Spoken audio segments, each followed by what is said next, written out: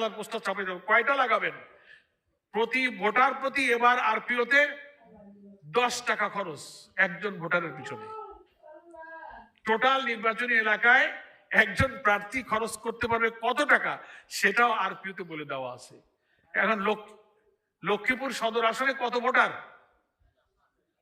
এই এমপি সাহেব, রুহুল আমিন সাহেব, 4,60,000 10 দিয়ে গুণ করলে কত টাকা হয়? 46 লাখ টাকা খরচ করতে পারবেন এই ভোটে আপনি। আর বুঝে দেখেন কি জ্বালায় পড়েছেন আপনি। এ সব আইন কানুন বলবৎ হয়ে যাবে ডিসেম্বরের 2য় সপ্তাহ থেকে। ভোটার প্রতি 10 টাকা, এটা হচ্ছে নির্বাচনী আইন। তো সেই সেন্সে বলছি যে যা করবার কাজ কর্ম, দৌড়াদৌড়ি, মিটিং মিছিল, মানুষকে ডাকা, কাছে টানা, আইনের আওতায় পড়ার আগে যে সময় তা আছে মাত্র 1 মাস। 6 মাস।